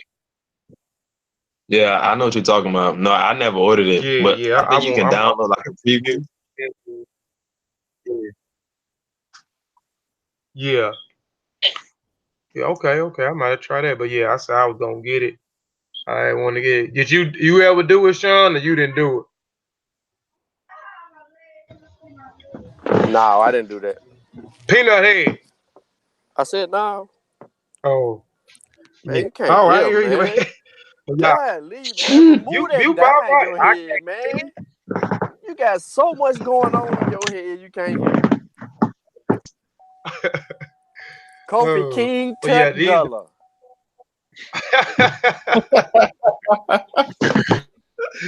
Oh, you Daddy crazy. said I'm 75% Uh, British. You 84% Portuguese. Hey, hey, Kofi. So everybody agree what you said. You got to be like 80% or 75% to consider yourself that um, group or whatever group of people. Oh, we say it again. What now? Now I said when I asked earlier, like, what percentage do you got to have for you to consider yourself sub-Saharan African or from these certain oh, regions? Like, what's the max percentage? Well, Or the less well, you can you have. know. Oh I well, want to I ask don't that. think that- regardless, like go ahead, Sean. You were saying something? No, But I said I want to ask the panel that question. oh okay. What's everybody's opinion? I it's probably personal. Some people got, some people, I know a lot of people that say they like Nigeria, but that could be the reason why they um, this want to identify with that place, probably because they like it. That may not even be the highest because all of us we got You different. breaking up. We Breaking up, descend from Eric. different You people. breaking up. And y'all can hear me good. Yeah, we you said it may be personal, and then you said some people uh may like Nigeria, may identify with Nigeria, and then you kind of like start break going in and out. Oh yeah. But what I was saying was like I think it's like kind of personal. Some people may like Nigeria just because I know people who just like Nigeria, but their DNA may say something else. But we all like really mixed with different ethnic groups that was from different regions in West Africa. So it's not like you from one place. Like I know I probably got ancestors from Ghana, and then I know I probably got ancestors from Gambia or Senegal. So Yeah, because it says on mine, it says I share DNA in Ghana, but in Ghana. But I'm saying Nigerian. I'm identifying. I one like he said. I like Nigeria. A lot of people know that I'm fascinated by the Yoruba culture. I try to implement and practice some of the traditions of the Yoruba people called Ifa. Um, and out of the percentage, like my percentage is higher than my Ghana, my Senegambia, and I think Cameroon, if I'm not mistaken. I'll go back to it and see, but I know, and Sierra Leone. I know Sierra Leone. um I have DNA that matches there. Sierra Leone, Ghana, Senegambia, and it was one more place, but my highest percentage were in Nigeria. So I'm recognizing myself as a Nigerian because my percentage all over is in Africa. I mean, not in Africa, but in Nigeria. And like you said, it may, and and that's my reason. I like the place, but not only I like the place, just my percentage overall in West Africa. I'm 81.7% West African, 81.7%. But my highest percentage in that country, the highest percentage in that country is Nigeria. yeah, What's because what's like your take on it, Sean? I know for me, Oh, go ahead. Go ahead. I know like for me like Ghana, I think Ghana is kind of like my lowest percentage, but I know I do have ancestors from there because my family they were still naming their kids after the days of the week. So I got like ancestors named Kofi and Bina and Juba. So I that's kind of like why I lean more to Ghana because I just felt like they was holding on most of their culture after they was taken from there and brought here. They were still naming the kids after the days of the week. I just think that's kind of fascinating. So Tab, you said what kind of percentage Yeah. uh to be sub-Saharan African? Nah. The question is, it don't matter what it is. It can be European. Hmm. What's the percentage? What's the lowest percentage you can have for you to be able to claim that and say, this is where you from? This is what you subscribing to. Well, due to the evidence that is available to us today, depending on the company that's testing, um, you just kind of can play with that until you're able to continue to narrow it down. As science,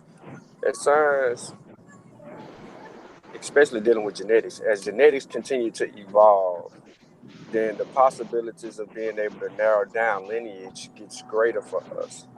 That's why it's important for us to test our grandmothers and great grandmothers if they're still living, or the daughters of those grandmothers, if they're still living, aunts, and so on and so forth. Because it gives us an opportunity to walk it down and narrow that and move forward. But as far as percentages, man, us here in African America, as an African American, um, you know, you got to be about at least 70-some% subs. So you know, somewhere around there. So, anyway, yeah, you point because you think because your genetic testing was high. Because I was 89. Don't get mad at me. I ain't mad because you 89%. He'll hate now, Triple J. Ain't nobody He'll hate hating now. on He'll her. hate on me now. He'll White y'all. Yeah, okay, have my ass. he'll hate on now. Says the But guy with the Lucky Charm symbol in his head.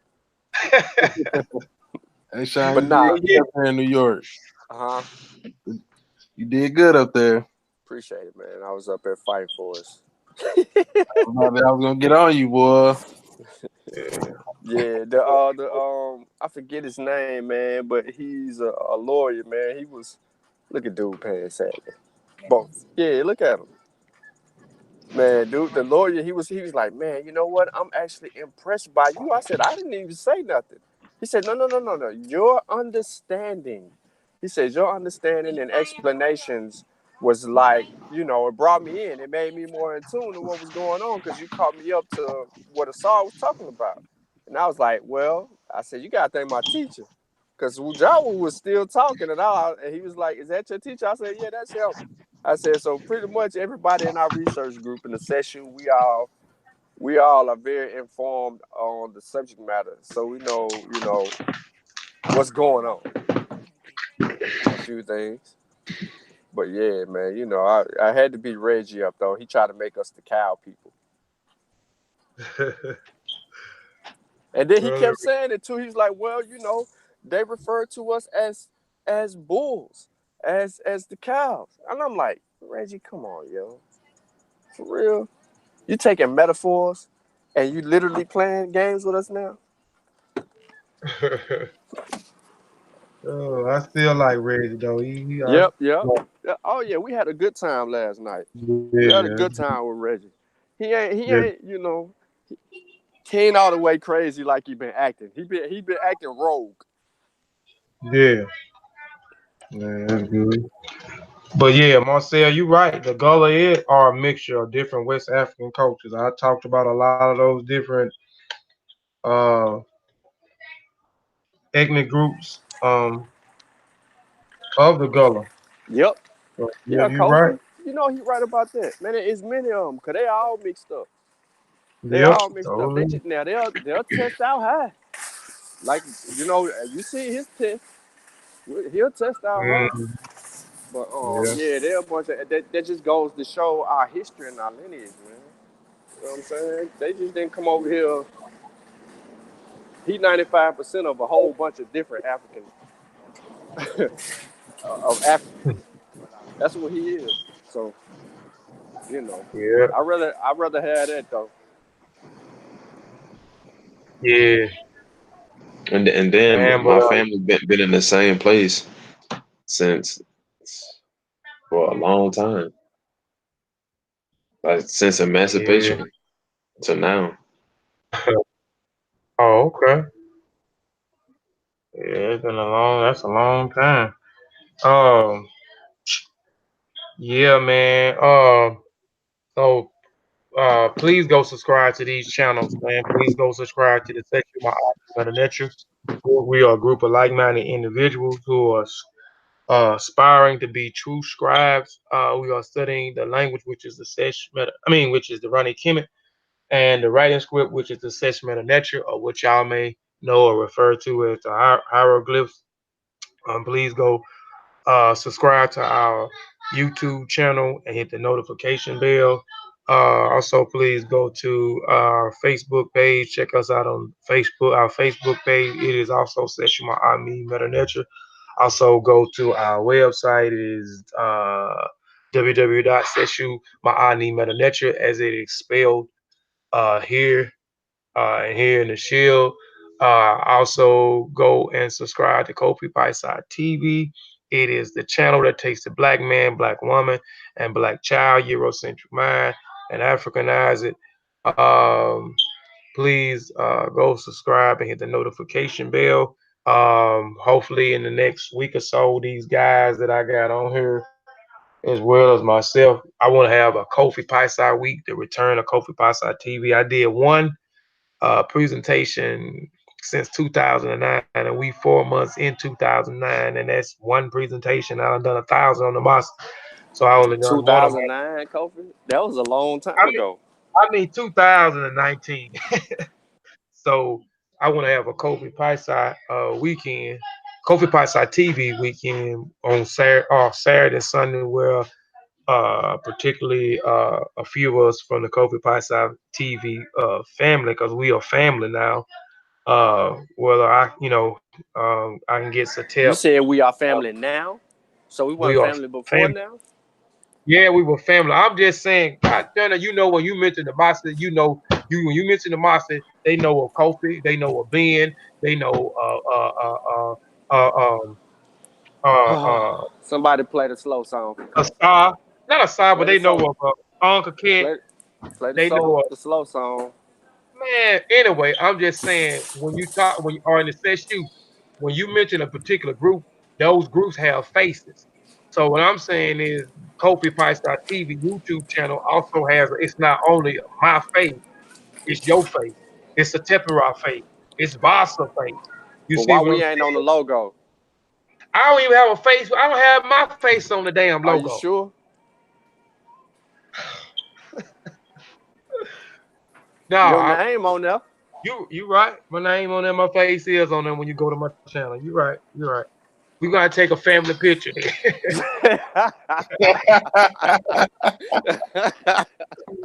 Oh shit. Oh, yeah, crazy. But yeah, man, we gonna try to in the next, not this upcoming Saturday, but hopefully next Saturday, come with some small presentations, maybe two Saturday, maybe two on Sunday. You know what I'm saying?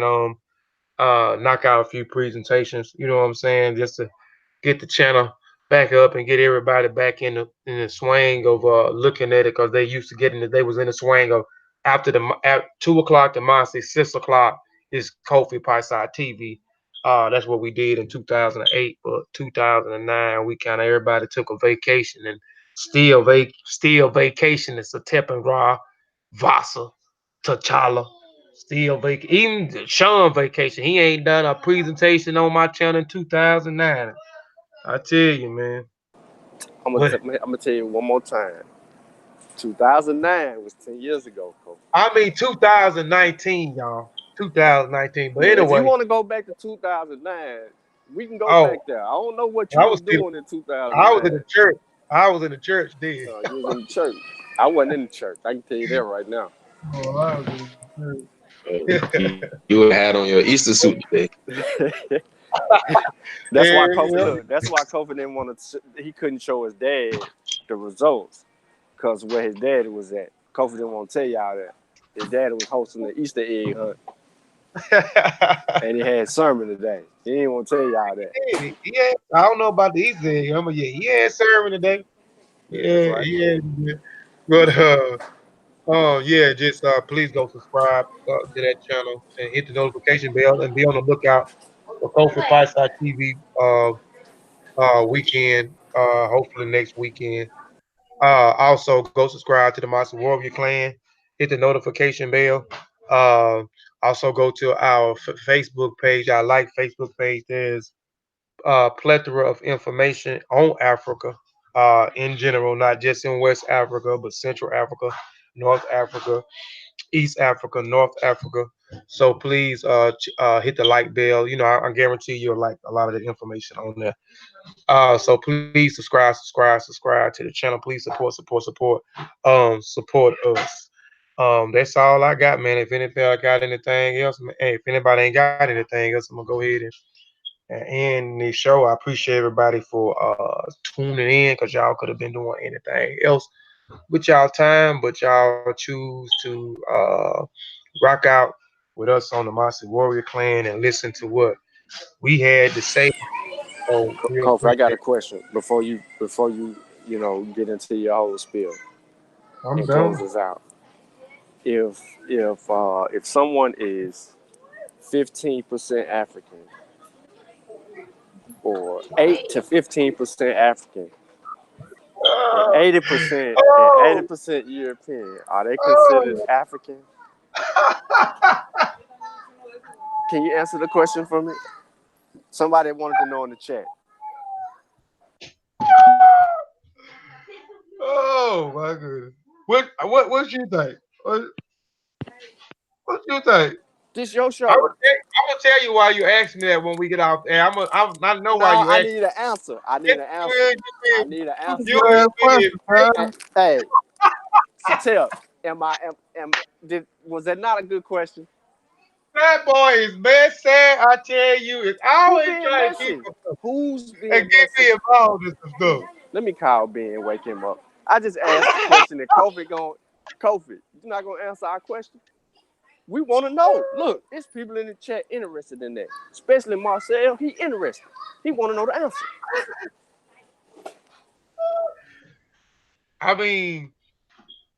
I mean, being a low percentage, like 15%, that's lower percentage. Like I say, most African Americans here, the percentage range from 70 to 80 some percent. You know what I'm saying? That's well over half. You know what I'm saying? So my answer would be no. I mean, we I can look mean at your 15. DNA. We can look at your DNA. Wasn't you 15%? I was 15.5% European There you go. and 81.7% African. I You mean, see how that mind could answer Miss that question, man? You see? That was hard. That was 81. like pulling teeth. No, because Hey, I know you, Sean. Bro, you always man, try to get me no, into brother. the fact. I just asked the question, brother. That's it. Don't do me I, like was- that. I, was- Somebody in the chat I, wanted to know, brother. I'm telling you what they okay. asked me in the chat. Oh, okay. Okay. I thought that was one of your questions you No, concocted man, for. that wasn't my question. The people wanted to Okay. know that. Hey, don't Okay. shoot the messenger, Kofi. Don't shoot the messenger. Yeah. But man, again, man, we appreciate y'all, man, and we see y'all next time, man. I want to say Shimim Hotel. Shimim Hotel means depart in peace. I said ETM Hotel in the beginning, which means welcome in peace or welcome in peace. So I'm now want to say depart in peace. Uh, we'll see y'all next time on the Mossi Warrior Clan. We out of here. I'm trying to see. All right. And on that note, I want to say Black